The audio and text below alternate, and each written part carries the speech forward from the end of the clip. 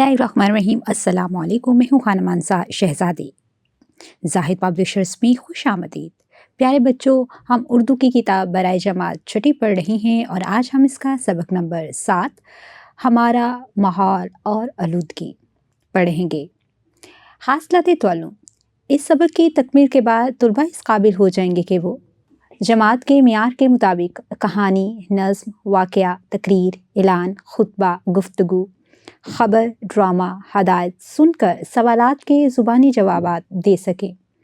जमात के मियार के मुताबिक अबारत सुनकर अहम नकात और अज्जा से मुतल्लिक़ मालूमात, मुशाहिदात और ख़यालात बयान कर सकें। तवील इबारत को दुरुस्त तलफ़्फ़ुज़ के साथ पढ़ सकें। किसी कहानी, वाक़े और तकरीर को पढ़कर सुनकर अपने अल्फाज में लिख सकें।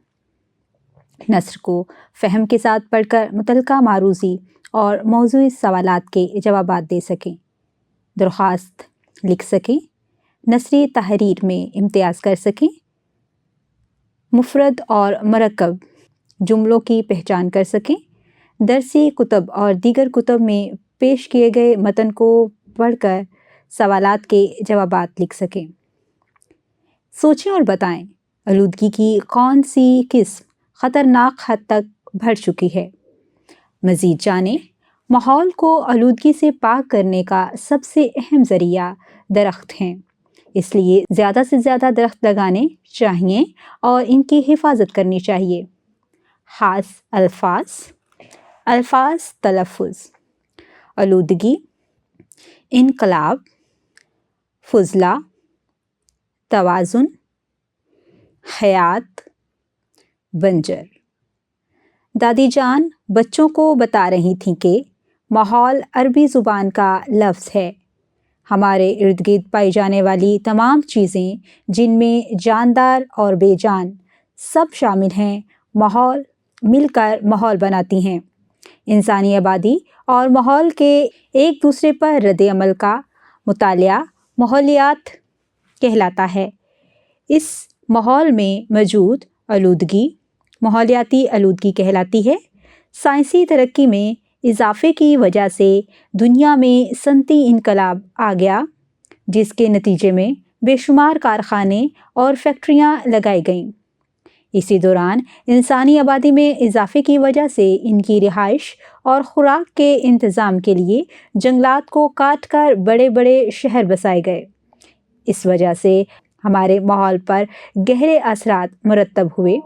अगरचा साइंसी तरक्की से इंसान को बहुत ज़्यादा सहूलियात मुयस्सर आईं, इसके साथ माहौलियाती आलूदगी में भी इजाफ़ा हुआ है।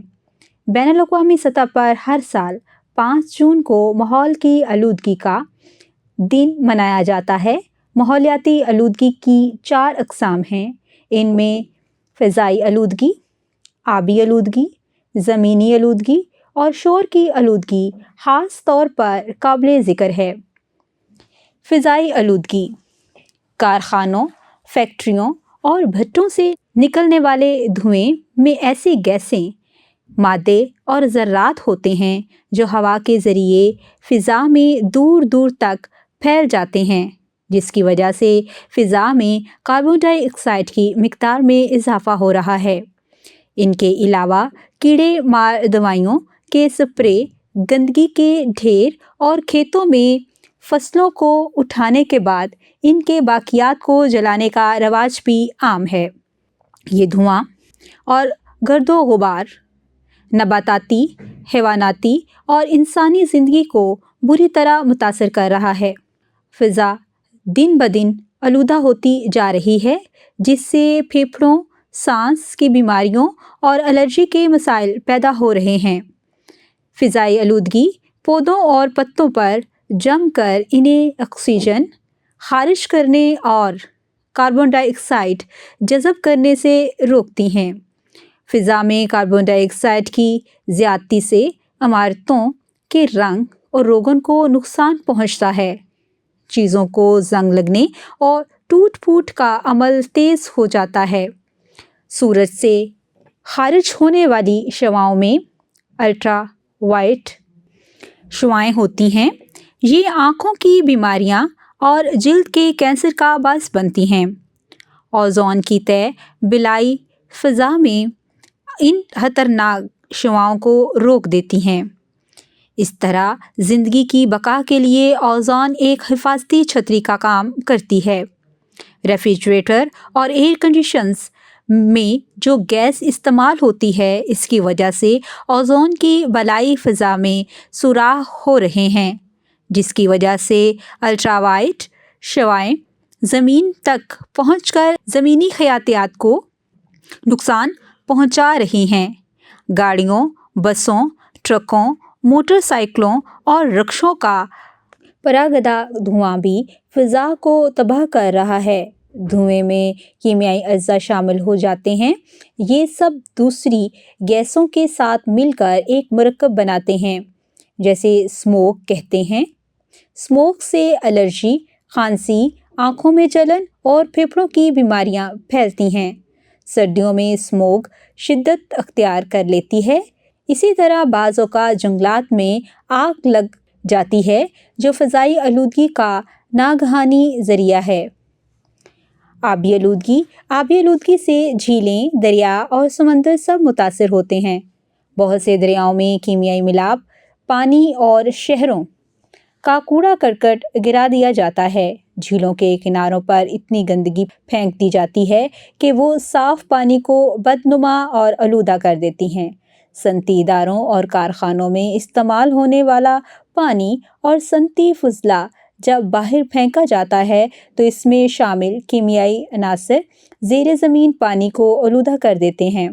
پانی کی آلودگی انسانی زندگی کے ساتھ آبی حیات کے لیے بھی انتہائی نقصان دہ ہے۔ زمینی آلودگی کی سب سے بڑی وجہ درختوں کی کٹائی ہے۔ درختوں کی کٹائی کی وجہ سے زمین پر قدرتی توازن خراب ہو جاتا ہے۔ زمین خشک اور بنجر ہونے لگتی ہے اور اس کا اثر موسموں پر بھی ہوتا ہے۔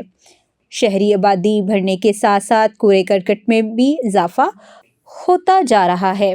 خاص طور پر ایسے مادے جو قدرتی نہیں ہیں، زمین کی تباہی کا باعث بنتے ہیں۔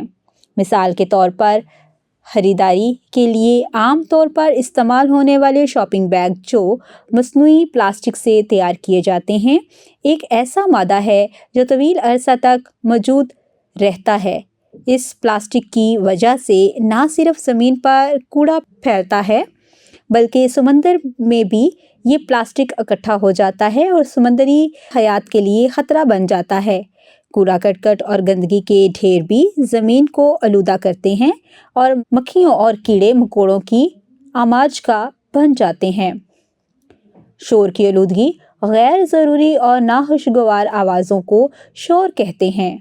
بے آہنگی اور اونچی آواز سے شور پیدا ہوتا ہے۔